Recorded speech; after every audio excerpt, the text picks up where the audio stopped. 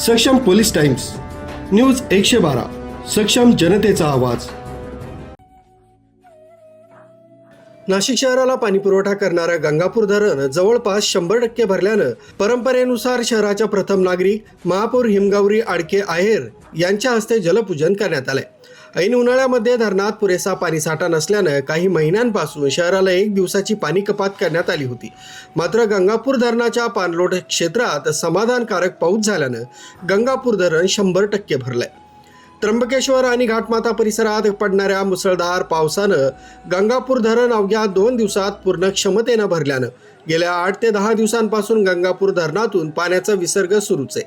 त्यामुळे नाशिक शहराबरोबरच जायकवाडी धरणात पावसाच्या या पाण्याचा प्रचंड साठा निर्माण झालाय।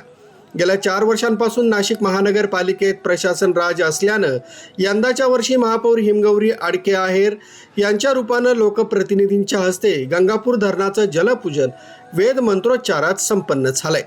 यावेळी स्थायी समिती सभापती मच्छिंद्र सानप, महापालिका आयुक्त मनीषा खत्री, भाजप नेते लक्ष्मण सावजी, शिवसेना गटनेते अजय बोरस्ते, राष्ट्रवादी गटनेत्या सीमा ठाकरे, उद्धव ठाकरे पक्षाचे गटनेते केशव पोरजे, भाजपा गटनेते श्याम बडोदे, प्रभाग सभापती सुरेश पाटील, शहर अभियंता संजय अग्रवाल, अधीक्षक अभियंता रवींद्र धारणकर, अविनाश धनाईत यांच्यासह सर्व पक्षीय नगरसेवक, महापालिका अधिकारी उपस्थित होते। नाशिक शहरात जी काही संस्कृती आहे, जे काही आख्यायिका आहे, त्यानुसार आपल्याला सगळ्यांना माहिती आहे की आपण गोदावरीसाठी आणि गंगापूर धरण जेव्हा 90% जास्त भरतं तेव्हा हे जलपूजनाची आपल्याकडे प्रथा आहे। आणि त्यामुळे आज प्रशासन होतं 4 वर्ष आणि त्यानंतर ह्या 4 वर्षाच्या प्रतीक्षेनंतर आपल्या खरं तर गंगापूर धरणाला म्हणा, गोदामाईला म्हणा, हा जो सन्मान आहे तो आमची जबाबदारी आहे। आणि खरं तर नाशिक शहराचं आणि इतर बाकी गावांचं देखील जे काही पाण्याचा जी गरज आहे ती आपली गोदावरी माई पूर्ण करते आणि म्हणून आपण तिच्या प्रती आदर आणि हा सगळा कृतज्ञताचा जो एक प्रवास आहे तो व्यक्त करत असतो। येणाऱ्या कुंभ पर्वामध्ये हे जे सगळे काही कामं आहेत शेवटी आपण सेवेसाठी करतो, धर्मासाठी करतो, मानवतेसाठी करतो। जी जनजागृती ह्या निमित्ताने देशभरात, जगभरात होणार आहे ते आपल्या धर्मासाठी आणि संस्कृतीसाठी आहे।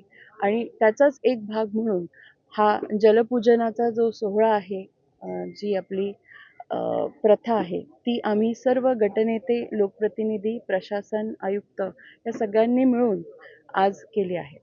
धरणावर जलपूजन महानगरपालिकेतर्फे माननीय मेयर मॅडम, स्टँडिंग चेअरमॅन, सर्व मान्य गटनेता आणि सभापती पण होते।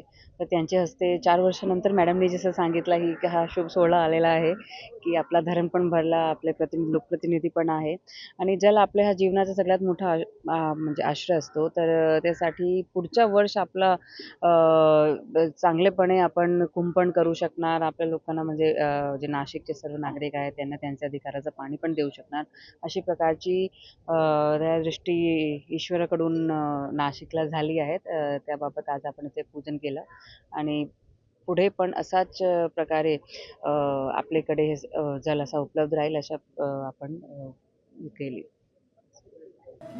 न्यूज ब्युरो, सक्षम पोलीस टाइम्स, न्यूज 112, नाशिक।